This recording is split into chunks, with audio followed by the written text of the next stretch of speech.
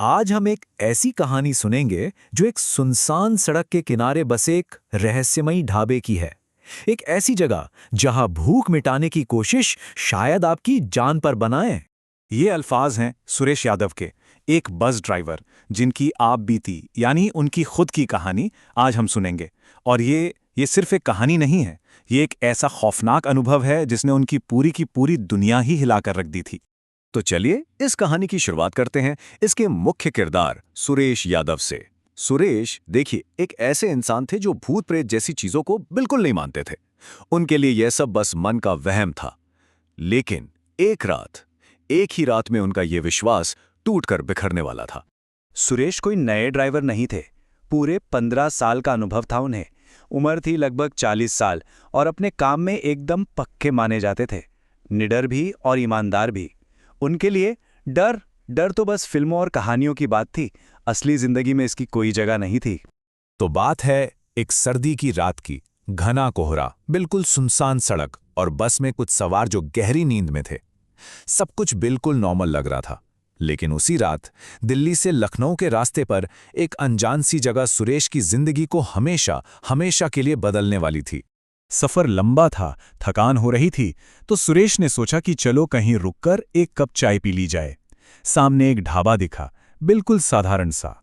लेकिन ये कोई आम ढाबा नहीं था, ये तो एक जाल था। एक ऐसा जाल जहां से निकलना शायद नामुमकिन था। अब देखिए, बाहर से तो ढाबा ठीक ठाक ही लग रहा था। एक हल्की सी पीली रोशनी जल रही थी, आसपास कुछ ट्रक भी खड़े थे। ऐसा लगा कि चलो आराम करने के लिए सही जगह है। लेकिन जैसे ही सुरेश ने अंदर कदम रखा, माहौल एकदम बदल गया। एक अजीब सा चुभने वाला सन्नाटा और साथ में गंदी सड़ी हुई सी बदबू आने लगी जिसने सुरेश को परेशान कर दिया। अंदर जाकर मामला और भी अजीब होने लगा। जो खाना परोसा गया उसमें से एक ऐसी गंध आ रही थी जो पहले कभी नहीं सूंघी थी।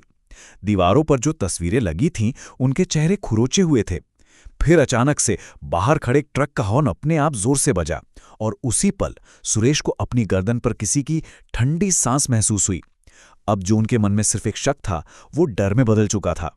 पर असली झटका तब लगा जब वो बाहर निकले और देखा कि बाहर खड़े सारे ट्रक गायब थे। ये साफ इशारा था कि यहां कुछ बहुत बहुत गलत है। और ऐसा नहीं था कि ये सब सिर्फ सुरेश के मन का वहम था, बिल्कुल नहीं। जब वो बस में वापस आए तो एक सवारी ने उनसे पूछा कि हम सही जगह रुके थे क्या। उसने एक औरत को देखा था जिसकी आंखें बिल्कुल लाल अंगारों की तरह चमक रही थी और वो लगातार बस को ही घूर रही थी। अब ये बात पक्की हो गई थी कि खतरा सिर्फ उस ढाबे के अंदर नहीं बल्कि बाहर भी है। सुरेश ने जल्दी से बस आगे बढ़ा ली। उन्हें लगा कि जैसे जैसे ढाबा पीछे छूटेगा वो डर भी पीछे छूट जाएगा।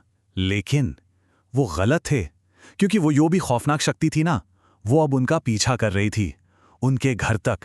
दिल्ली वापस आने के बाद चीजें सुधरने के बजाय और बिगड़ गईं। वो ही सड़ी हुई बदबू अब उनके घर में आने लगी थी। रातों को किसी के सिसक सिसक कर रोने की आवाजें आती थीं। और वो एहसास कि कोई हर वक्त उन्हें देख रहा है, वो उनका पीछा नहीं छोड़ रहा था। और ये डर अब सिर्फ एक एहसास नहीं रह गया था। धीरे धीरे ये चीज उन पर शारीरिक हमलों में बदल गई। जब वो सुबह उठते तो उनके जिस्म पर खरोच के निशान मिलते, बिल्कुल वैसे जैसे किसी ने अपने तेज नाखूनों से उनके मांस को नोचा हो। आखिर ये सब हो क्या रहा था? इस सच की तलाश में सुरेश उस जगह के काले अतीत तक जा पहुंचे। पता चला कि काफी साल पहले वहां एक खुशहाल कपल एक छोटा सा होटल चलाता था। लेकिन एक रात कुछ लुटेरों ने बड़ी बेरहमी से पति की हत्या कर दी। इस सदमे को पत्नी बर्दाश्त नहीं कर पाई और उसने भी उसी जगह अपनी जान दे दी। और तब से उसकी आत्मा बदले की आग में जलती हुई वहां आने वाले हर शख्स को अपना शिकार बना रही थी। तो ये कोई मामूली भूत प्रेत का किस्सा नहीं था, ये एक श्राप था। एक ऐसी बुरी शक्ति जो किसी को भी अगर अपना खाना खिला दे तो उसकी जीवन शक्ति को ही खा जाती थी और उसकी आत्मा को हमेशा हमेशा के लिए वहीं कैद कर लेती थी। अब सुरेश को सारी बात समझ आ चुकी थी। वो जान गए थे कि भागने से कुछ नहीं होने वाला। अगर इस चीज से छुटकारा पाना है तो इसका सामना करना ही पड़ेगा, वरना उनका अंजाम भी उन तस्वीरों में कैद उन बदनसीब लोगों जैसा ही होता। हिम्मत जुटाकर सुरेश वापस उसी श्रापित ढाबे पर लौट आए और इस बार वहां का मंजर और भी भयानक था। एक ऐसी जगह जहां जिंदा और मुर्दा के बीच का फर्क जैसे मिट ही गया हो। पूरा ढाबा उन फंसी हुई आत्माओं से भरा पड़ा था। उनके शरीर थे, पर आंखें बिल्कुल खाली थीं। सुरेश ने उस बुराई की जड़ को ढूंढना शुरू किया और उन्हें एक छिपा हुआ तहखाना मिल गया। वहीं पर एक पत्थर का चबूतरा था जहां उस औरत ने अपनी जान दी थी, और यही उसकी शक्ति का असली स्रोत था। उस आत्मा ने सुरेश को रोकने के लिए उनके परिवार के भयानक वहम दिखाए, लेकिन सुरेश इस बार पीछे नहीं हटे। उन्होंने एक लोहे की रॉड उठाई और उस पत्थर के चबूतरे पर पूरी ताकत से वार कर दिया। जैसे ही चबूतरा टूटा, सुरेश को महसूस हुआ जैसे उन्होंने उसकी पूरी दुनिया ही तबाह कर दी हो। लेकिन उस आत्मा ने भी हार नहीं मानी। उसे लगा अब वो उसे अपने साथ अंधेरे में खींच कर ही रहेगी। और फिर एक कान फाड़ देने वाला धमाका हुआ। पूरा का पूरा ढाबा तहखाने समेत जमीन में समा गया। एक पल को तो लगा जैसे सब कुछ खत्म हो गया, बुराई हमेशा के लिए दफन हो गई। लेकिन क्या सच में ऐसा हुआ था? उस हादसे के बाद कई महीने बीत गए। सुरेश के जिस्म के घाव तो भर गए थे, पर उनके दिमाग पर जो जख्म लगे थे वो अभी भी बिल्कुल ताज़ा थे, क्योंकि कहानी अभी खत्म नहीं हुई थी।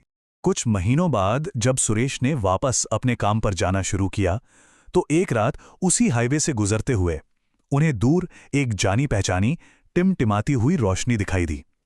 एक ऐसा मंजर जिसे देखकर उनकी रूह तक कांप गई। हाँ, ये वही ढाबा था। वही औरत दरवाजे पर खड़ी मुस्कुरा रही थी।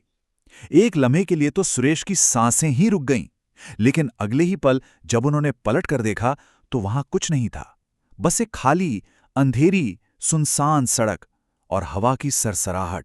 और उस रात सुरेश को एक बात समझ आ गई। उन्होंने जो खत्म किया था वो सिर्फ उस बुराई का एक रूप था, क्योंकि कोई भी श्राप कभी पूरी तरह से खत्म नहीं होता, वो बस अपना रूप बदलता है। तो ये कहानी हमें एक बहुत ही गहरे सवाल के साथ छोड़ जाती है। क्या बुराई कभी सच में खत्म होती है, या फिर वो बस अपना भेष बदलती रहती है, एक नए शिकार और सही वक्त के इंतजार में? इस पर सोचना जरूरी है।